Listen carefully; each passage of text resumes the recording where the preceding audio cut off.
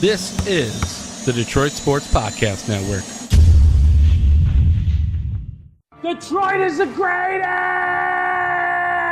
Straight up light you on fire for a Coney dog right now.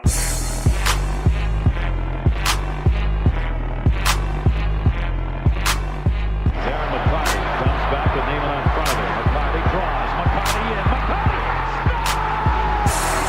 A magnificent goal! Darren McCarty!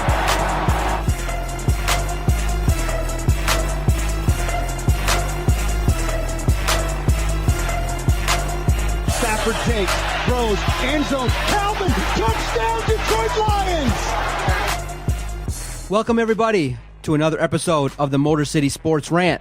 I am the Doc, John Macaroon. Jason, congratulations. His son was born Super Bowl Sunday. That's why you haven't heard Jason. Lots of things we're going to get to, but I first want to say congratulations to my boy Jason. There's no better feeling that I could tell you about than having your first kid. So I know I've been pestering him. I'm like, hey, I want to come to the hospital. I want to check out what's going on. I want to see your kid. But everything's going well with Jason. I can tell you that. He'll be here when he's fine and ready. He's got unlimited amount of time off here at the podcast network. He can go about his business and handle things in the way that he sees fit. But I can't wait to get a chance to talk to him. I know I texted him earlier today and I was like, hey, you want to come on? You want to talk? No response. So I know what that means. I know that he's probably experiencing a lack of sleep. He's experiencing the, going through the new feeling of being a new dad, helping out the missus with the youngster, having all your family want to come over and things like that. So I know Jason's going to handle his business. He's going to be a great dad.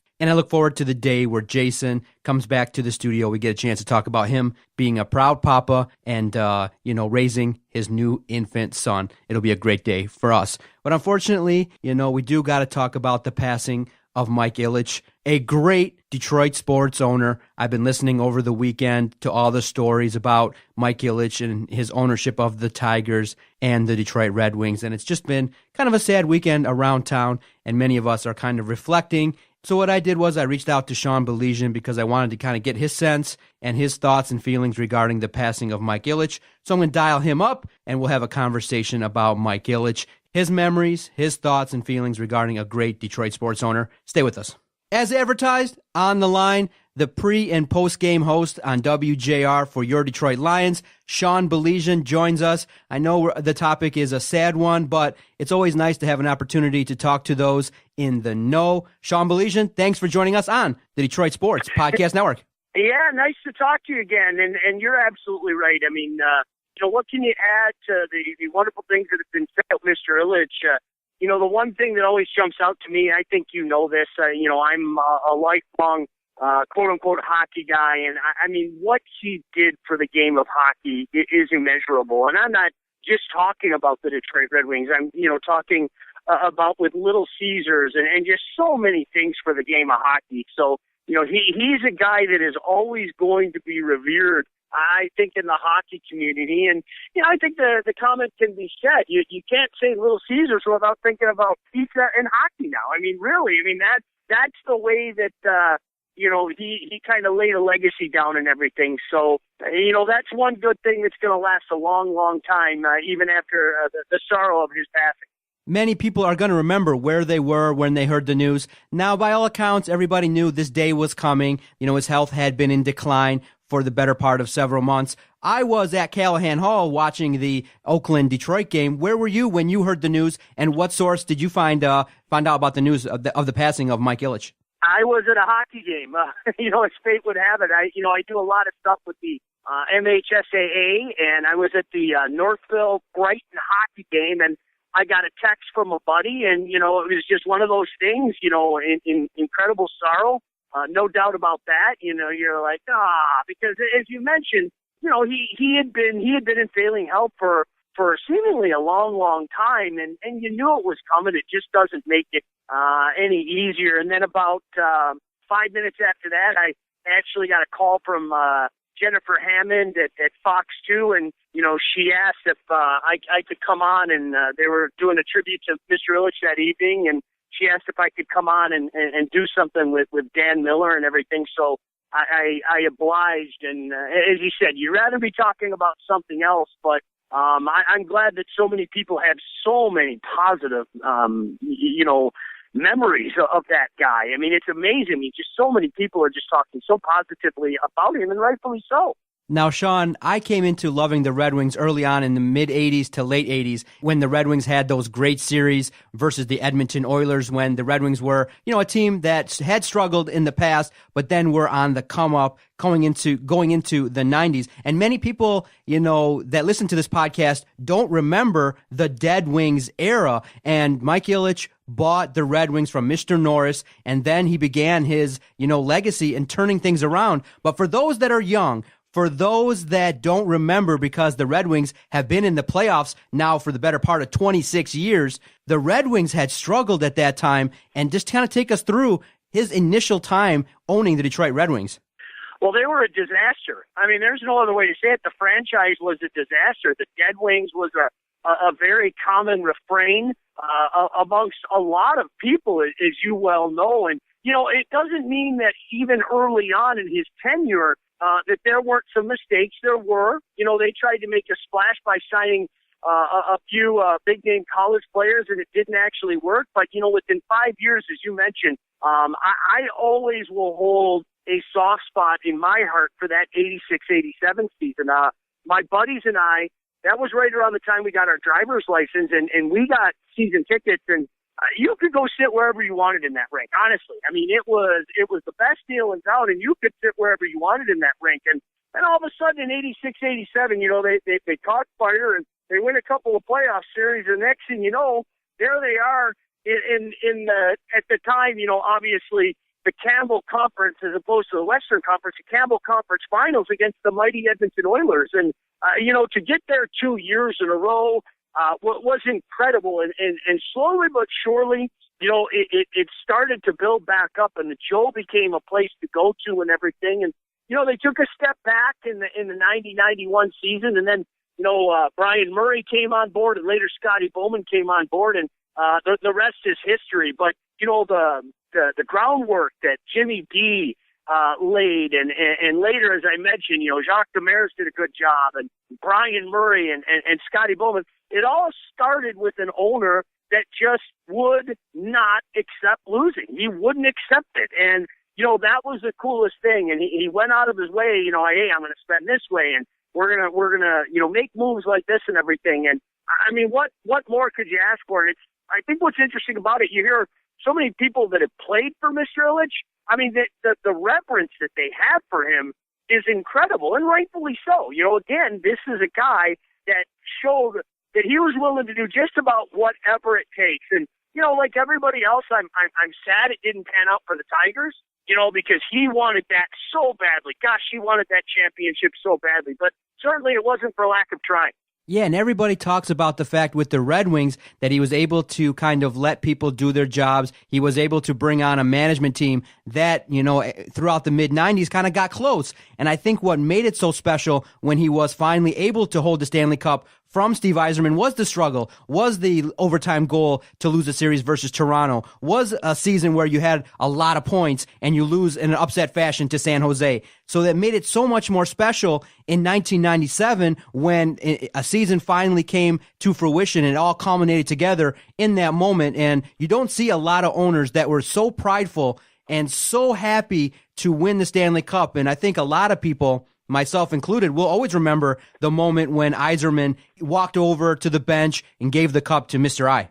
Oh, it was awesome. It really was. And, as you said, I guess you and I are old enough to remember the dark days and, giving away cars at Joe Louis Arena to entice, people to come to the arena and all that stuff. So, then it became the hottest ticket in town. And, you think about, you mentioned the loss in 93 and then Jamie Baker in 94, and then that Stanley Cup final that was over in a blink of an eye.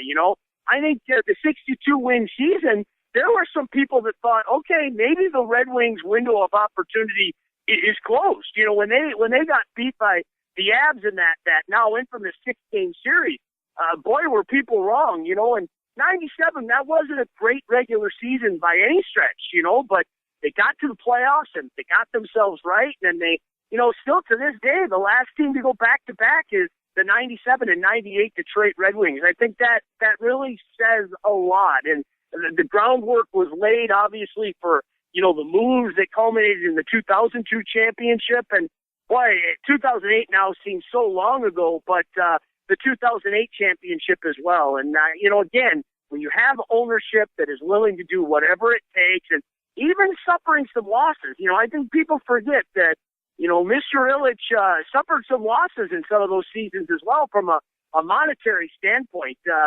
You just can't say enough positive things about the guy. As well as now, too, is that he took stock in also revitalizing a city. You hear the reports now of, the money that he invested in the Fox, taking the Little Caesars headquarters, from the suburbs into Detroit, and now the new district, the lasting legacy that the Ilitch family is going to have with the new arena. Not only was he a great sports owner, but now we're also hearing about his philanthropic efforts and his loyalty to the city of Detroit. No doubt about it, and listen, obviously there were some business interests involved, and that's the way it should be. That's democracy. That's capitalism. You give back and you hope to get some back as well. So, that's one of the things that I'm never going to begrudge him of that, because he poured so much money of his own into the situation and took some losses with his hockey team and everything. And I just saw all the respect in the world for the man, and his legacy is going to continue. There's no doubt about that. I mentioned earlier, what he's done for youth hockey. It's incredible, but when you talk about the city itself, there is going to be an Ilitch mark on that city for many, many generations to come. Now, did you have many personal dealings with Mr. Ilitch? No, I didn't. He was, he was guarded, and he was guarded in not only what he said, but I think he was guarded sometimes by the PR and everything. I worked for Little Caesars growing up, though. I can tell you what, it was a great job. And, the family treated you very well and all of those things. So it's a situation, where you had respect for the man from afar. And, I stood in front of him with a microphone before, but, I didn't ask any questions or anything. He just seemed like, as cheesy as it sounds, he seemed like one of us. He just seemed like a guy that, his story, son of immigrants, came here, had an idea, and it turned into something incredibly lucrative and everything. So, no, I don't have any personal dealings with him other than working for his company and obviously being a fan of some of the great stuff that he did for our community. Now, on the Fox marquee, you can see, a picture of Mike Ilitch with the slogan, "A life well lived." And I think that's what we can say and hope for in our lives, is that we can live a good life, we can have an impact on society. I think that's the testament to Mr. Ilitch, is that, he's going to be laying in wake at the Fox Theater on Wednesday, and I do believe there will be a solid outing to remember a man that we all will look back upon fondly as one of our own that was able to do a lot of things for the city and also to provide us with a lot of great memories. But speaking on the current version of the Detroit Red Wings, now they've hit a bump in the road, with a couple of tough losses. Many people are now waiting and really thinking, okay, the playoff streak is greatly in jeopardy. It's likely that the Wings might be sellers at the trade deadline. Your current assessment of the Wings at this point in time in the season? They should be sellers. No doubt about it. I think what they've done in this era of the cap is incredible. The cap has hit everybody else. It really has. It has affected everybody else. You've seen every other team in the National Hockey League fall along the wayside and miss a playoff except the Detroit Red Wings. And I think they held it off, much to the detriment of the franchise. I think that they've held it off long enough, and it's time to do it the right way. It's time to sell, get some assets, see if you can get some picks, and start an influx of talent in the franchise right now. Because let's face it, right now there aren't a lot of high-end players in this system. There are guys that look good, don't get me wrong, and there are guys who, you still have a ceiling there. Dylan Larkin and Andreas Athanasiou. I still think Peter Mrazek, although, obviously he took a step back this year, but, that's a young guy who I think has better days ahead of him. But there isn't a lot of high-end talent there, and, that's the way the system runs. I hate to say it, you get better by getting some of those high draft picks at high-end talent and making them count. When you look at some of the teams in the National Hockey League. I mean, look what Chicago's been able to succeed by stinking all those years. You know, you get a Patrick Kane, you get a Jonathan Toews, and you know, I think the same thing can be said for the Pittsburgh Penguins. You know, that had a Sid Crosby and had a Malkin and had a time until his game started to peter off. Obviously, a darn good goaltender like Fleury, but that's what you have to do. You have to find a way to get some young talent. Now, is there an Austin Matthews in this draft? Nah, I don't think there's a game changer like that. But there's some pretty darn good players in this draft that, you know, as you know, I follow a lot of the junior ranks, and I'm fortunate to call NTDP games and see the USHL. So there are some unbelievable players on the horizon. Maybe not Austin Matthews type or anything like that, but guys that certainly can change the fortunes of a franchise. So, Sean, it's safe to say it's not going to be a quick fix because, like you said, you know, many teams like the Blackhawks and other teams have kind of taken the approach of, hey, we'll struggle a few seasons, not make the postseason, work our way through the draft, and work our way back up. So it's safe to say it's probably going to be maybe a couple seasons before the Red Wings will be prominently favorited or even close to becoming Stanley Cup contenders.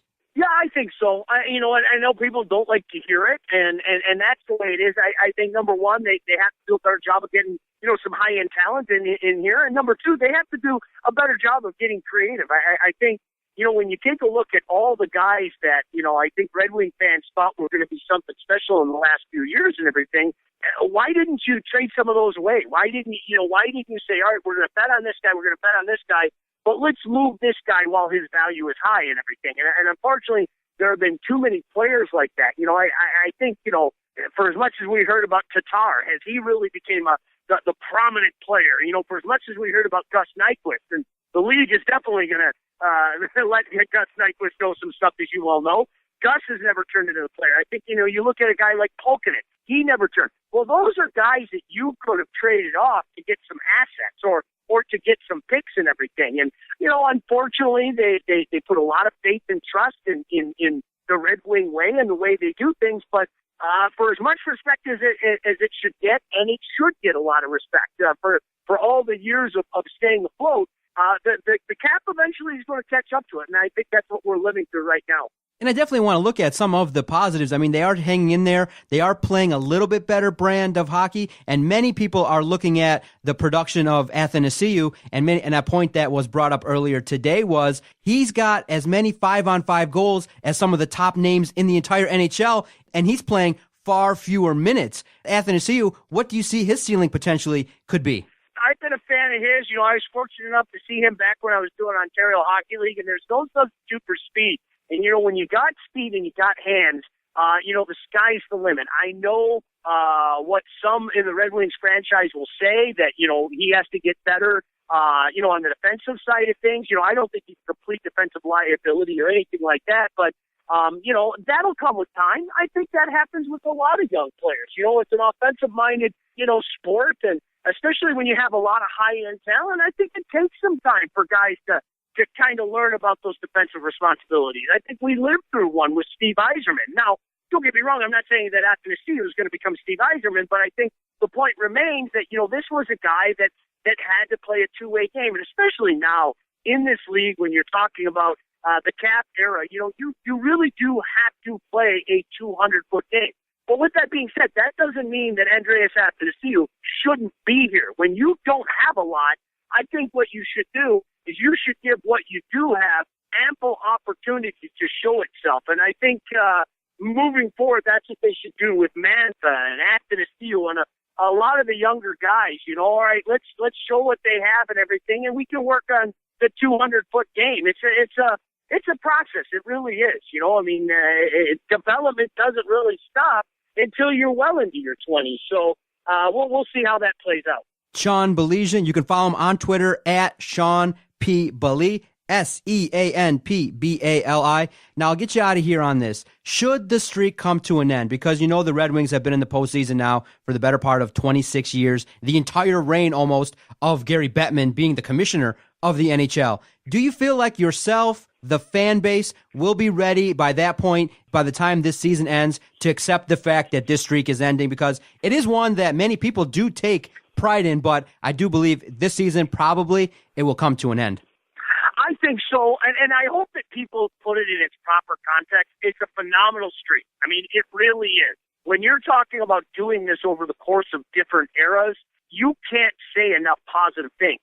But I think that the streak has gone on to the detriment of the hockey club the last couple of years. I really do. I think there could have been moves that could have been made for long-term success as opposed to short-term success. So, there's a lot of weeping and wailing and gnashing of teeth about this streak, and maybe in a couple of years people can, put it in its proper place, in its proper frame, and say, wow, that was really cool that it went on so long. But I think for now, a lot of people are kind of in that, all right, let's do what we have to do to turn the page and create the next era that could, potentially end up with a cup or two. Because, I mean, at the end of the day, that's what we play for. I mean, that's what every kid that laces his skates up in North America plays for. You dream of holding that cup over your head. You know what I mean? And certainly, I think the Red Wings need to keep that in focal point and keep their eye on that to be sure.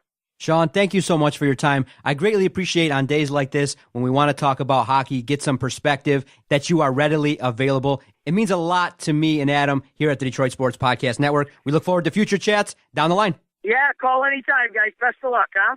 That was Sean Baligian, and a guy like that I have to appreciate because, there's not too many people in the Detroit media where you can just call up and say, hey, I'd like to talk to you on short notice, and boom, he's like, sure, whatever you need. And guys like that, guys like Sean, guys like Neil Rule, Dan Miller, and it just allows you to feel like, okay, hey, we can have some conversations, get some perspective because, Sean and I are around the same age, and he could kind of give the listeners some perspective about the times when the Wings were not so popular. And a guy like myself, just being a podcaster and things like that, trying to, report on Detroit sports, I had an opportunity and I worked hard to, develop a relationship with the Detroit Pistons through a series of emails and things like that. After the Detroit Pistons responded, I had an opportunity, and I'm going to share it after the break, my experience going to the Palace to cover practice. Stay with us. You're listening to the Detroit Sports Podcast Network. Doc here for the Detroit Sports Podcast Network. Thank you for your continued support and allowing us to keep the studio lights on, the microphones hot here at the Detroit Sports Podcast Network. If you like what you're listening to, you like the variety of podcasts that you hear, definitely check out our website, DetroitSportsPodcast.com. That's the easiest way to support us. You get all the news from the network. You can check out the work from Vito, myself, all the guys that are putting out great content almost each and every day. And hey, if you're prone to shop online, click through that Amazon banner, go about your business, shop, and then when you're on that Amazon page, just bookmark it. Anytime at all that you make an online purchase, it kicks us back a little something and helps us keep this project going. We've been going strong since 2013, and that's been largely due to the support of our supporters, and we greatly appreciate it. DetroitSportsPodcast.com.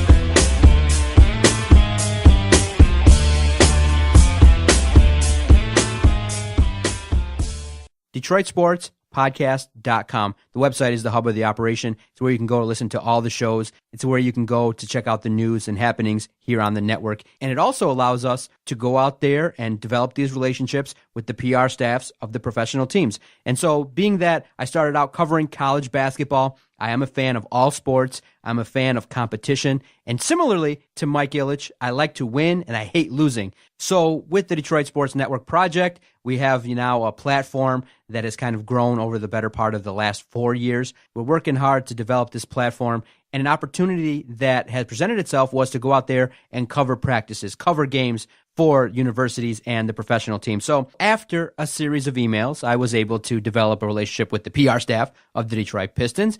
So I was able to go and cover Pistons practice this past Saturday. And it was a little bit of an unsettling experience because I hadn't done it before. And of course, the first thing I do is I don't find the practice facility exactly the first time. So what I do is I knew it was at the Palace because at the Oakland game, I ran into a Pistons staff member. So I kind of picked his brain and said, okay, the practice facility is, at the Palace, right? He's like, yep. Roughly he gave me a time frame of when the PR staff would email me back and tell me practice, which he was spot on. That practice would be 11 a.m. a.m. Saturday following a game, and that the media availability would probably be around noon. I kind of messaged my wife and messaged Vito and said, kind of roughly, based upon this email, I should get there around like 11:30, 11:45. And they were like, yep. So I got there about 11:35. I got settled, and it took me a minute to find it because I had never been there before. And there is a gate, and I kind of had passed it. But you go into the Palace. The Pistons practice facility is located in the back of the Palace. So I was able to find it with the help of security. I get in there, I get through the gate, and I walk in, and I tell the person at the front desk, hey, I'm here with Detroit Sports Podcast Network,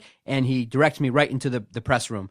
And there's no window, so you're just enclosed there. And I knew, okay, I'm going to put together this article. I'm going to get my notes out that I had prepared, and kind of, if I had an opportunity to talk to, whether it be Stan Van Gundy or a player, I kind of had notes of things I wanted to talk about. And then maybe 12:05, 12:10, some of the other reporters, Keith Langlois from Pistons.com and Rod Beard came in, and MLive, writer had come in too. So I'd seen that they all have, their own placard in a spot, in the press room where they can go and do their work. So at that point, I was halfway done with my article that I was going to write. It was just going to be about staying in the mix, before the All-Star break and things like that, and looking ahead to the Pistons matchup versus the Toronto Raptors. And then the PR staff opens a door, calls the media together to go to, see the Pistons and go on to the practice court. So I got a chance to formally meet the staff, the PR staff at the Palace, kind of introduce myself, make sure that they know who I was.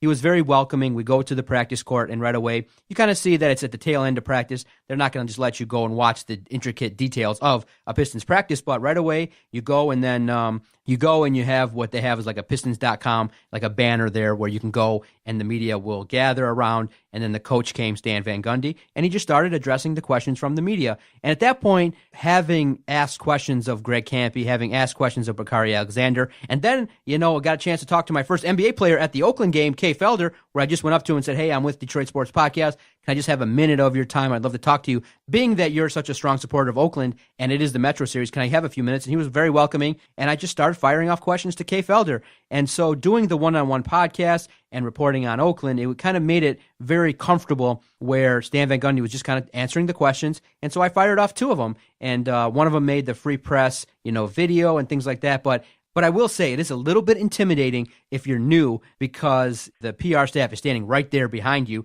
listening to all the questions and kind of peeking in to make sure it's going well, to judge the timing of it. And there was maybe 5 of us there around Stan Van Gundy, and he was talking about Mike Ilitch. He was talking about the All-Star break. He was talking about the team's play and things like that. And one of the Pistons writers kind of wanted specifically some information regarding the three-point shot. But Stan Van Gundy is very welcoming. He is very open, and he's elaborate. And it made it more comfortable to stand there and kind of ask questions. So for me, I just wanted to know at first what he thought about the Toronto Raptors head coach. So kind of the tail end, I also wanted to know what areas of improvement did he want to see with his squad, because they just come off a practice, they just come off a tough game, and they were facing the Toronto Raptors. So I wanted to see what areas of improvement. But now, sitting here after the fact, I do feel a little bit more comfortable. I'm excited for the opportunity to potentially go out there again and to further the relationship, because Stan Van Gundy is a very open coach, and he's one that will answer your question honestly, elaborately, and it made me feel comfortable in that, I didn't feel so much out of place. The most challenging part is you do realize they are running a tight ship over there at the Pistons. And when you go from covering a college team versus a professional team, you do get a sense of the lockdown of information. I mean, the media got to talk to Stan Van Gundy only, and it wasn't like they made the other players available. You had to ask. So as I was walking off, another reporter for the Free Press was kind of going, wait, there's no players coming? And he hadn't been there, obviously, that many times either. And so the PR person said, no, nobody asked to talk to any players, so we're just going to, end this session right there after about 20, 25 minutes. And then he said, no, well, can I talk to a certain player for my article? And he made it happen. The PR staff was welcoming, but you get a sense that it's not one of those things where they need you to be there. They know that they're trying to lock down as much information. They're trying to limit anything bad or any bad publicity from happening. But I would say the opportunities are there to go out there and work hard and try to develop these relationships. But I do think that it could be a little bit more welcoming and a little bit more open. I'm not saying you want to be free and have every player available and have stations where you can just go around and start asking people, but I would say this needs to be a little bit more of a welcoming vibe instead of a vibe that I got like I was an intruder trying to, gather top secret military information. It's just basketball. The questions that would have been asked potentially that could have caused problems might have been if someone asked about Reggie Jackson, Andre Drummond, things like that. But a great head coach, a coach who knows how to handle the media, would just take questions. So I realized that if I was a coach, I would probably talk for damn near 20, 25 minutes because, as everyone knows, I like to hear myself talk. So I would answer. I would be more welcoming to the reporters. You do get a sense that Stan Van Gundy is comfortable talking to the media, but it's just one of those things where you never really know what the other person is thinking. And the PR staff is right there. They want to make sure that all the questions are appropriate. And the funniest part was after Stan Van Gundy had left and I was going over the audio that I had collected, I went over to the PR staff and I was like, thank you so much for the opportunity. It means a lot to me and the network. I'd love to talk to Stan Van Gundy on my show. And the guy looked at me like I had asked him to buy drugs or something. Or he looked at me like it was totally, he's like, whoa, I can't guarantee that. Bruh.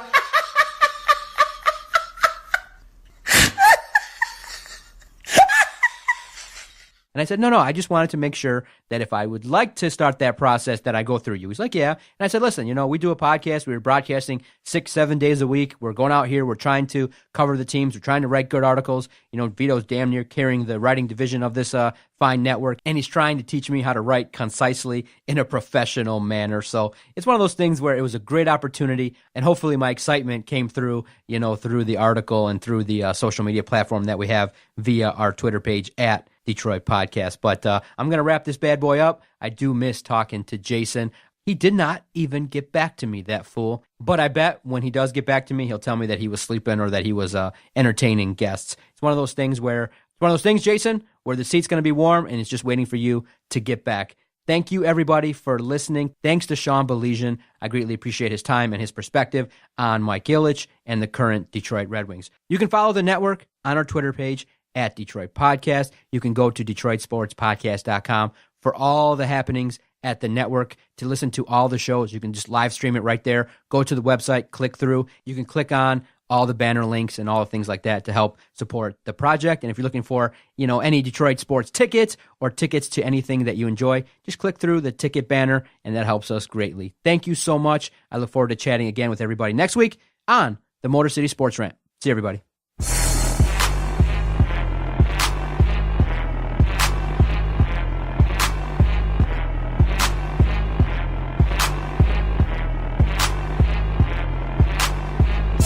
Okay, nice idiot. F you. Bye-bye.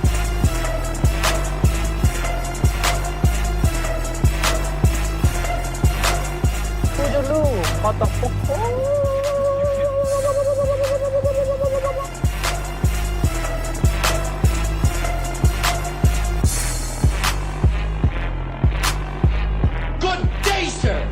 I said good day.